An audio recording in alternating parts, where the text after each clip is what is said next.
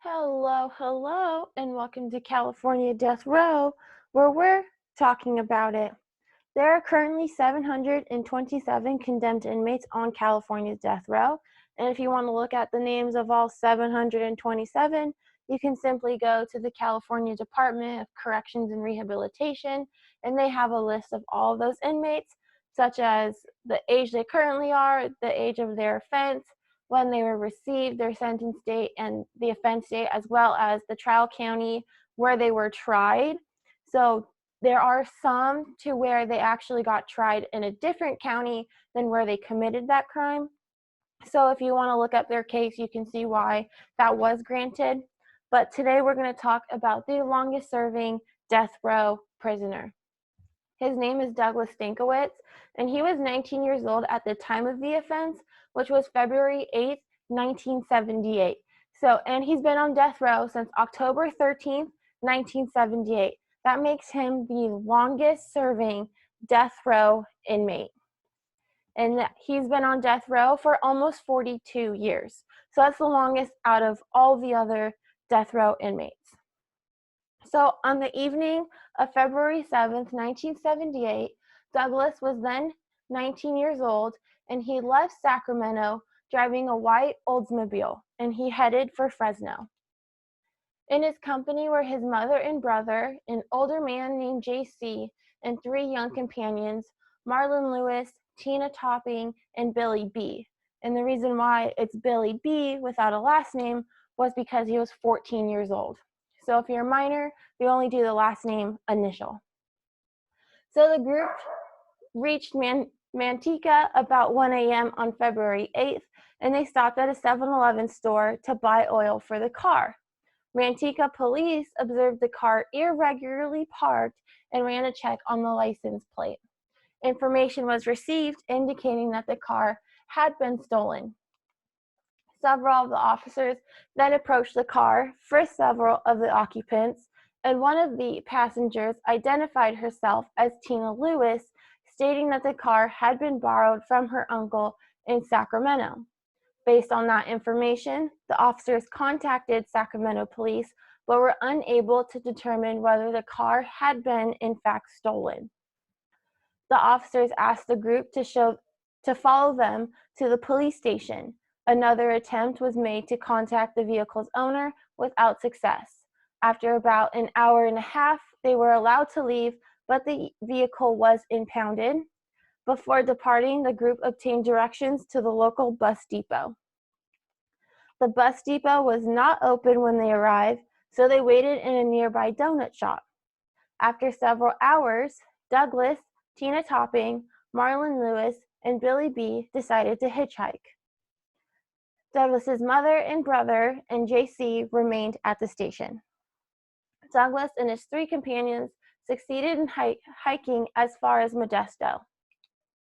Unable to get a ride any further, the four walked to a nearby Kmart, where Douglas announced that they were going to look around for a car.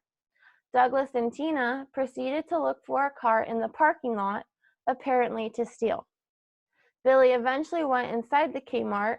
When he exited, he saw Tina pointing towards a woman walking to her parked car. Douglas, Marlon, and Tina followed the woman. As she opened her car door, Tina pushed her inside and entered the car herself. Marlon then jumped into the back seat and opened the passenger side door, admitting Douglas.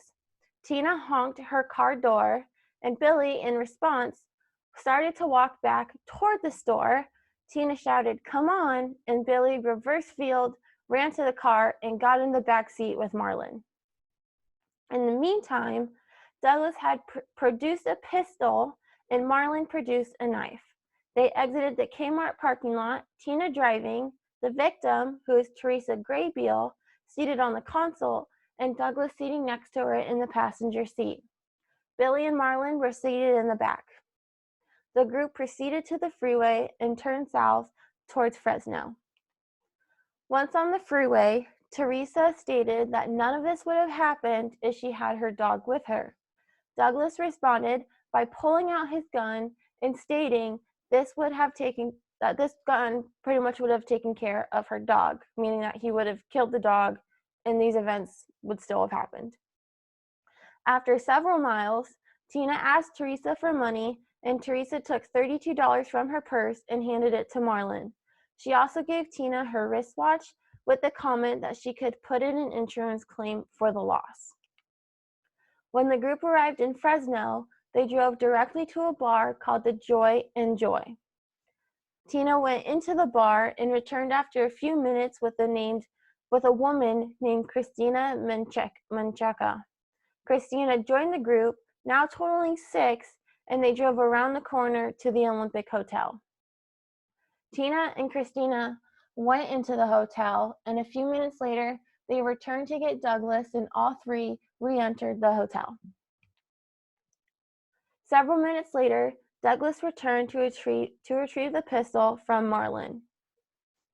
Shortly thereafter, Douglas, Tina, and Christina returned to the car. They appeared to be moving more slowly, and their eyes were glassy. Tina then suggested they go to Kawa to pick up, which is a slang expression meaning to obtain heroin. They drove to Kawa, stopping near a house with a white picket fence. Tina told everyone to get out, that she did not want a lot of company when they went to pick up. Several of the group exited the car. This included Billy, Marlon, Douglas, and Teresa. Billy asked Teresa for a cigarette. She gave him one and took one for herself.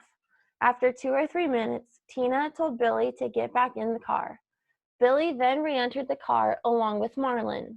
From inside the car, Billy saw Douglas walk towards Teresa, who was standing 5 or 6 feet away, and Teresa was facing away from the car.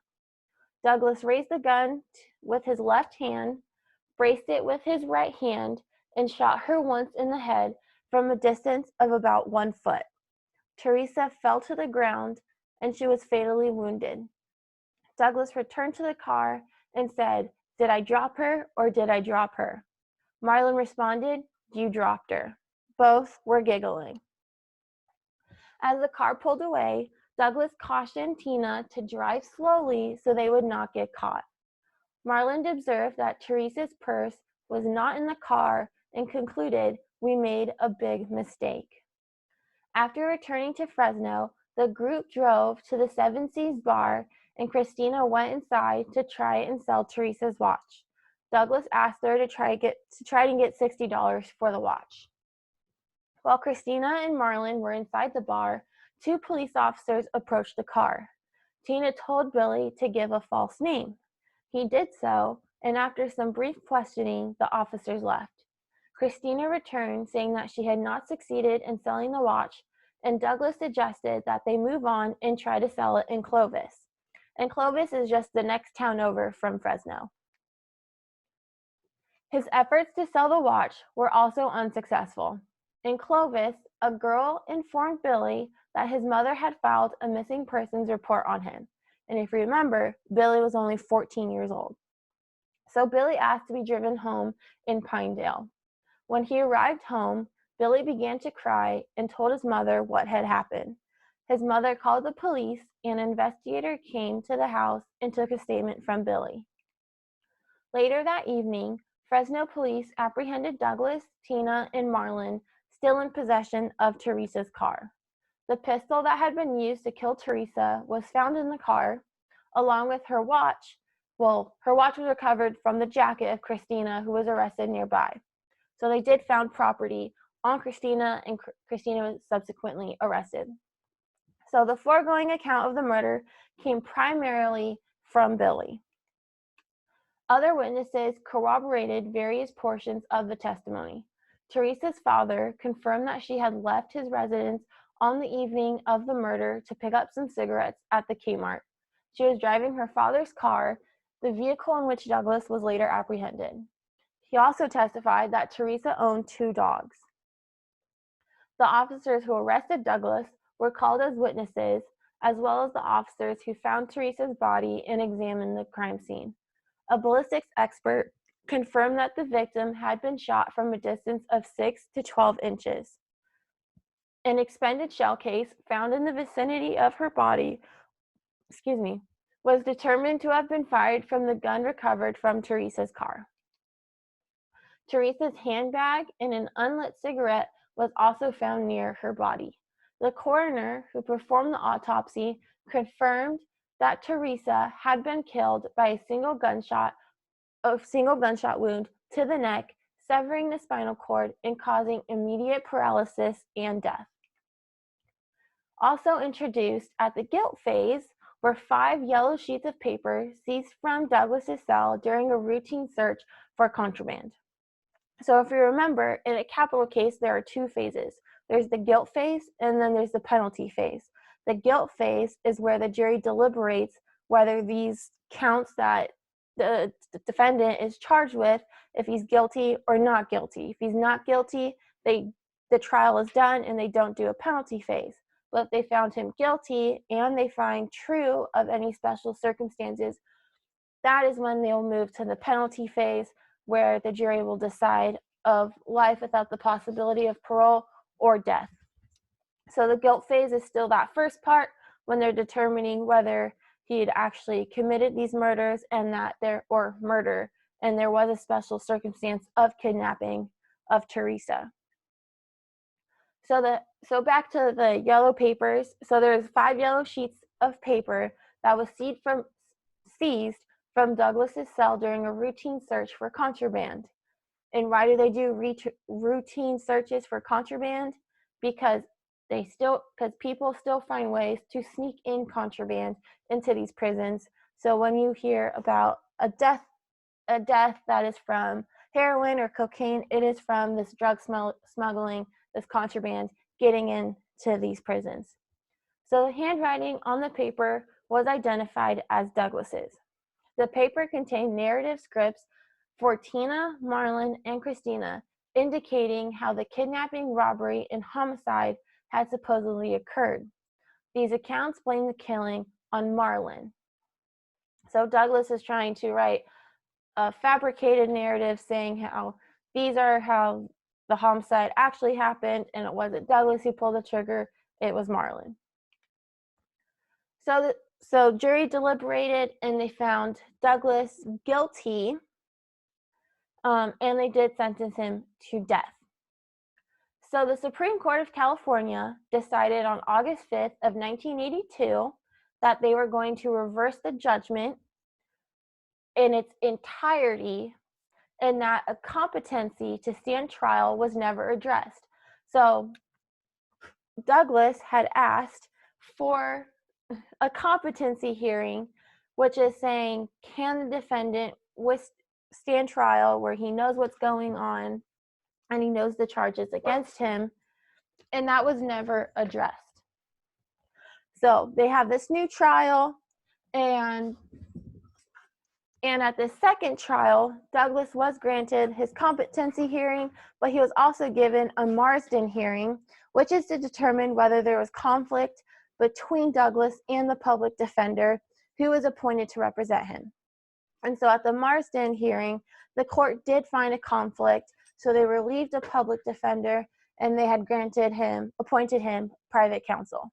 So at the second trial, he was found guilty again and sentenced to death. So on July 5th of 1990, the judgment was affirmed in its entirety. So now this case went to the federal court, which is the 9th U.S. Circuit Court of Appeals. And how the circuits are arranged is depending on what state you're at.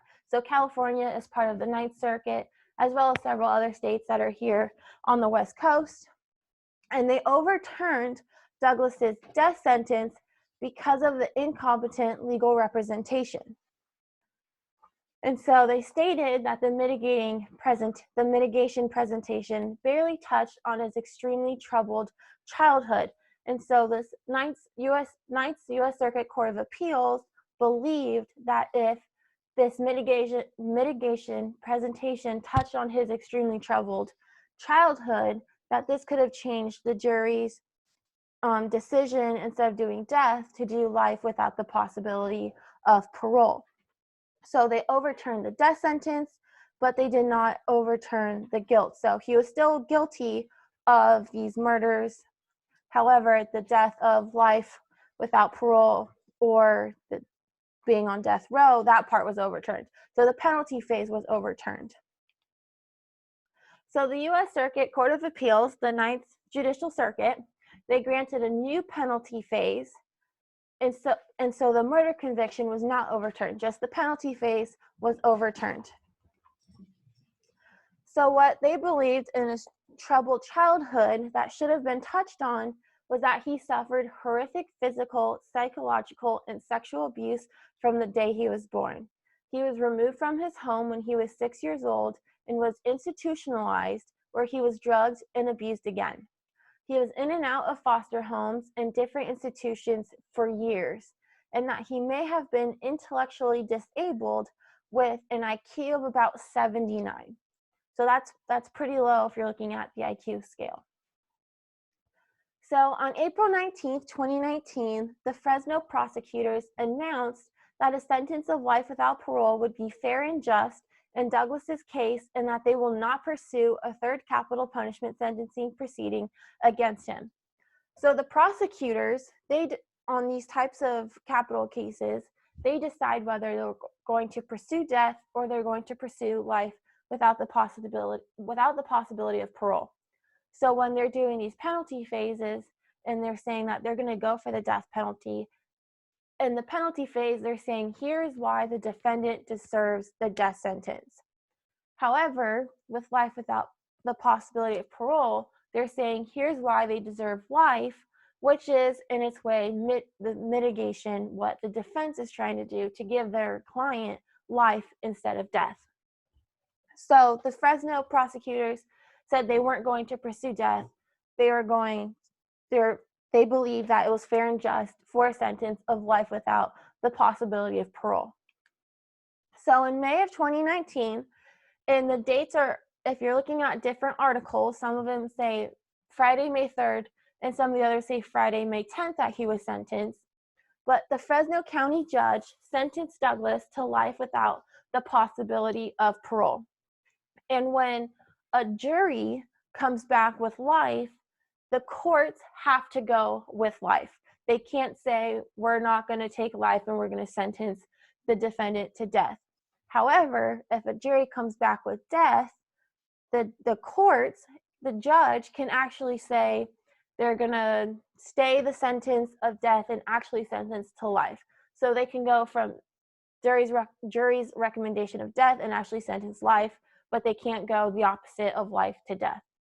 So the courts accepted, and they sentenced Douglas to life without the possibility of parole. So where is Douglas Stankewitz now?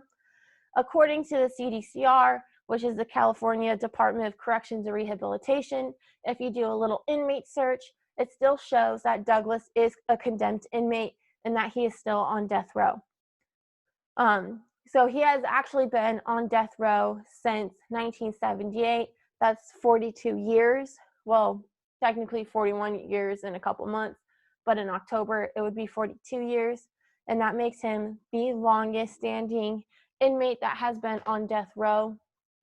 And so if you're looking at when these death penalties want to become legal, there is one in California from 1977, and then the voters voted for the death penalty in 1978, and that's the one that California has been going off of. But with these new trials, it has been with the current one. But he is still on death row as of now, but his new sentence is life without the possibility of parole. So Douglas is kind of a more interesting case compared to some of the other ones, and the fact that he actually got a new penalty phase, and instead of it being death, prosecutors actually went with life. So if you enjoyed Douglas's story, there are plenty more stories where you can listen to our previous podcast. You can follow us on iTunes, Spotify, YouTube. We're all over there. If you have any questions, comments, you can just comment anywhere and we'll probably find it and answer you. Thank you for listening. Hopefully you keep listening and tune with us later. We post Mondays, Wednesdays, and Saturdays. Thank you.